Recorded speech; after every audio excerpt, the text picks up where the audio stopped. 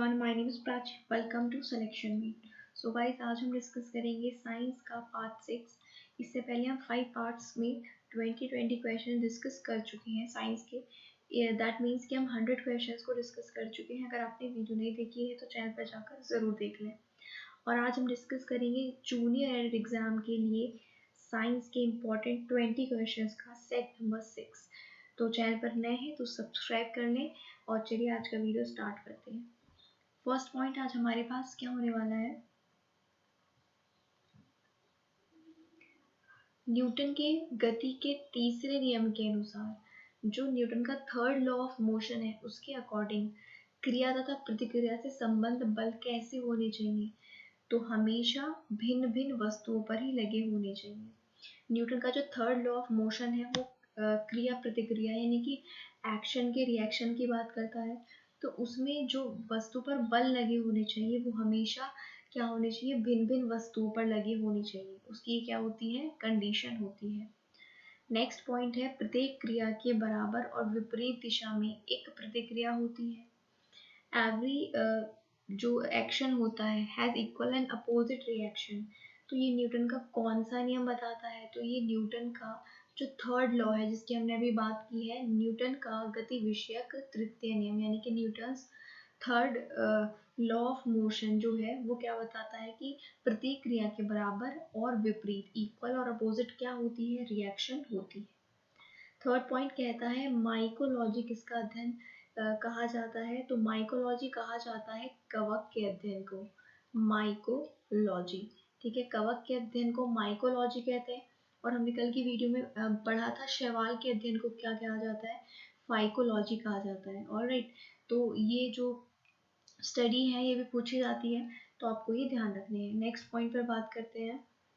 Next point है जल में तैरना न्यूटन की गति के किस नियम के कारण संभव है, यानी कि किस में कौन से लॉ में न्यूटन के एग्जाम्पल दिया हुआ है जिसमें हम अगर जल में तैर सकते हैं उसको रिप्रेजेंट करता है।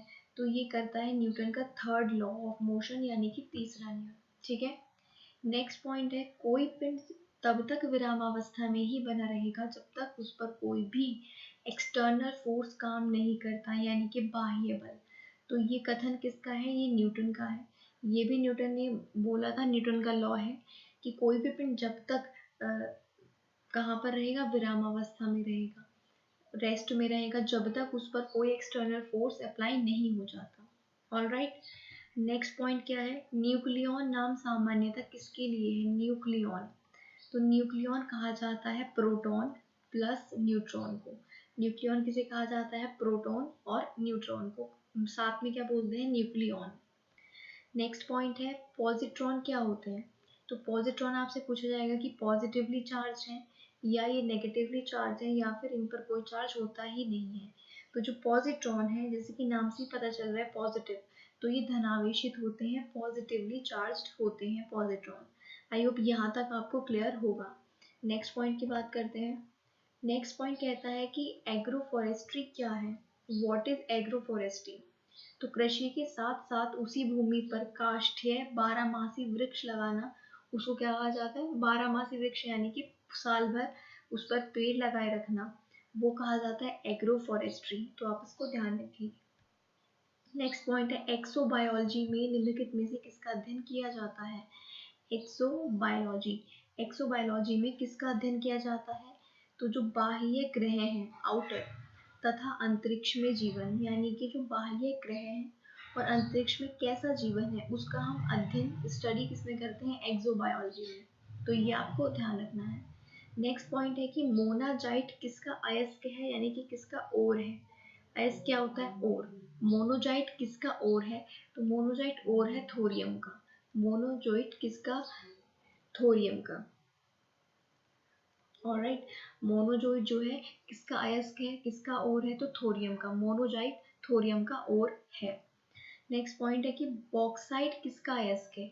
बॉक्साइट किसका ओर है, तो बॉक्साइट जो है वो एल्यूमिनियम का ओर है यानी कि अयस्क है। ये एक क्वेश्चन ये भी जरूर पूछा जाता है ओर से रिलेटेड, यानी कि इसका अयस्क क्या है या फिर ये किसका अयस्क है। तो यहाँ पर हमने दो क्वेश्चन देख लिए कि मोनोजाइट थोरियम का अयस्क है और बॉक्साइट एल्यूमिनियम का अयस्क होता है। नेक्स्ट पॉइंट पर बात करते हैं। अगर वीडियो आपको अच्छा लग रहा है तो लाइक ज़रूर कर दें। चलिए, तो नेक्स्ट पॉइंट है कार्नेलाइट किसका खनिज है। कार्नेलाइट किसका खनिज है, तो कार्नेलाइट खनिज है मैग्नीशियम का। कार्नेलाइट किसका खनिज है, मैग्नीशियम का खनिज है, ये आप ध्यान रखेंगे। नेक्स्ट पॉइंट कहता है गन मेटल किसका अयस्क है, यानी कि गन मेटल जो होता है ये किस किस से मिलकर बना होता है, तो गन मेटल में होता है आपका तांबा यानी कि कॉपर, और होती है आपकी टिन, और क्या होता है जिंक। ठीक है, गन मेटल में कॉपर, टिन और जिंक मिला होता है, तब जाकर बनता है गन मेटल। कॉपर, टिन और जिंक, ये आप याद रखेंगे। नेक्स्ट पॉइंट है लहसुन की अभिलाक्षणी गंध का कारण क्या है। लहसुन हो या फिर प्याज हो यानी कि अनियन हो, ठीक है, दोनों की जो स्मेल आती है वो आती है, सल्फर उसमें प्रेजेंट होता है, सल्फर के कारण लहसुन और अनियन में क्या होता है, स्मेल होती है। नेक्स्ट पॉइंट की बात करेंगे, जल में आसानी से घुलनशील क्या होता है, जल में जो आसानी से घुल जाए तो वो होता है नाइट्रोजन। जल में यानी कि पानी में जो आराम से घुल जाए वो क्या होता है, वो होता है आपका नाइट्रोजन। नेक्स्ट पॉइंट की बात करेंगे, भारी जल एक प्रकार का क्या होता है, भारी जल एक प्रकार का होता है मंदक। भारी जल क्या होता है, एक मंदक होता है, आप याद रखेंगे। भारी जल D2O से रिप्रेजेंट करते हैं भारी जल को, और ये क्या होता है, एक प्रकार का मंदक होता है।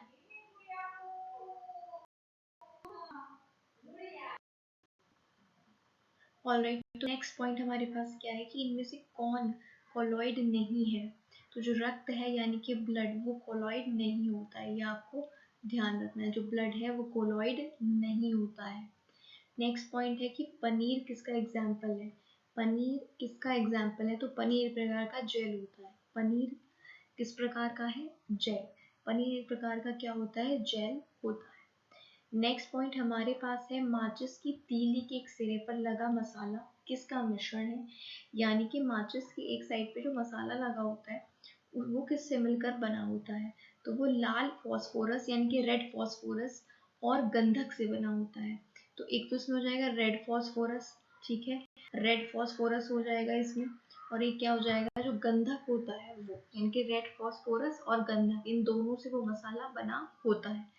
नेक्स्ट पॉइंट है निम्नलिखित में से कौन सा एक प्रकृति में अनुचुंबकीय है। कौन सा अपने नेचर में अनुचुंबकीय होता है, तो जो ऑक्सीजन है, जो ऑक्सीजन है वो क्या होता है, नेचर में अनुचुंबकीय होता है, ये आपको ध्यान रखना है सारे पॉइंट्स का। सो गाइज ये आज के 20 क्वेश्चंस थे। आई होप क्वेश्चंस आपको इंपॉर्टेंट लगे हैं, अच्छे लगे हैं, और अगर अच्छे लगे हैं तो लाइक करें वीडियो को, और उसके बाद वीडियो को अपने फ्रेंड्स के साथ शेयर ज़रूर करें। चैनल पर नए हैं, अभी तक सब्सक्राइब नहीं किया है तो सब्सक्राइब ज़रूर कर दें, और भी इंपॉर्टेंट वीडियो चैनल पर अवेलेबल है, उनको जाकर के आप विजिट ज़रूर करें। सो गाइस आज के लिए इतना ही, थैंक यू फॉर वॉचिंग।